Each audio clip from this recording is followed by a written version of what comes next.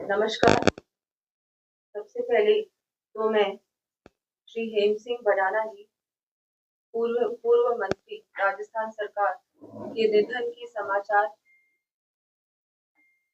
प्राप्त हुए हैं, जो कि अत्यंत दुखद है। और ईश्वर दिवंगत आत्मा को अपने श्री चरणों में स्थान दे। सभी बहुत ही लगता है पूरे राजस्थान में बहुत अच्छा उन्होंने कार्य किया था जब वो मंत्री थी। मुझे भी उनके साथ काम करने का अवसर मिला। सभी उनको श्रद्धांजलि अर्पित करते हैं। आज अजमेर में केंद्रीय बजट, जो कि माननीय प्रधानमंत्री श्री नरेंद्र मोदी जी के दूरदर्शी नेतृत्व में प्रस्तुत किया गया है, और जो बजट देश को विकसित भारत की दिशा में मजबूती से आगे ले जाने वाला बजट है।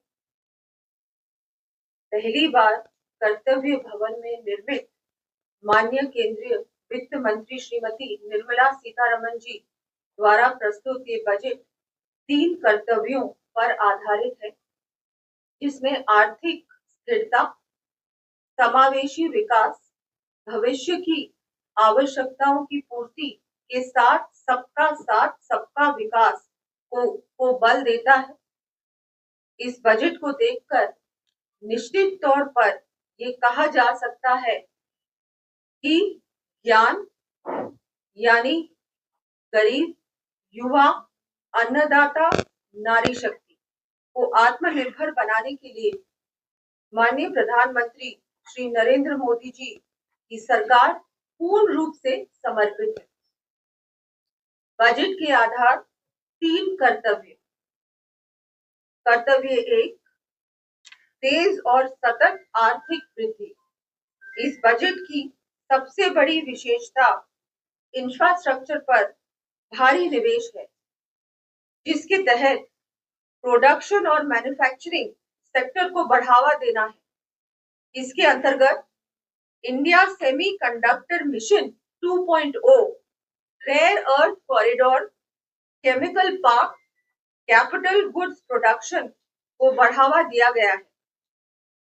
इलेक्ट्रॉनिक कंपोनेंट्स योजना का विस्तार 40,000 करोड़ की लागत से किया गया है।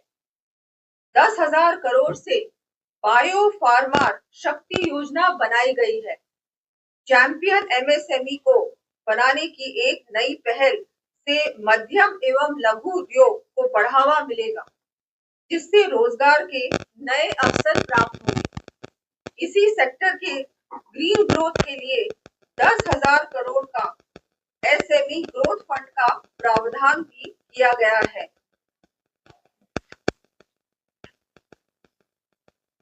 सरकार के द्वारा बजट में 12.2 लाख करोड़ का पब्लिक कैपिटल एक्सपेंडिचर फंड प्रस्तावित किया गया है, जो अब तक का सबसे अधिक है। इसके साथ ही कुल मिलाकर प्रभावी कैपेक्स 17.1 लाख करोड़ यानी देश की जीडीपी का 4.4% तय किया गया है। इससे सड़कें, रेलवे, लॉजिस्टिक्स, इंडस्ट्रियल एरियाज, शहरी ढांचा और कनेक्टिविटी पर बड़े स्तर पर काम होगा। इंफ्रास्ट्रक्चर वृद्धि से रोजगार पैदा होंगे, निवेश में वृद्धि होगी, जिससे अर्थव्यवस्था और भी मजबूत होगी। बजट में घोषित नए फ्रेट कॉरिडोर, 20 नए जलमार्ग, कोस्टल कार्गो योजना, 7 high speed railway corridor, 20,000 crore का सीसीयूएस निवेश, सिटी इकोनॉमिक रीजन्स का विकास, टियर 2 और टियर 3 शहरों में कॉरपोरेट मित्रों की नियुक्ति। सरकार की प्रथम कर्तव्य तेज और सतत आर्थिक वृद्धि को दर्शाता है।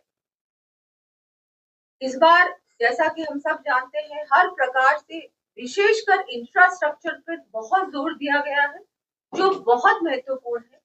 जिस तरह से माननीय प्रधानमंत्री जी विकसित भारत का निर्माण 2047 तक पूर्ण रूप से करना चाहते हैं, उसी दिशा में उस दिशा को उस पूरे उसका फाउंडेशन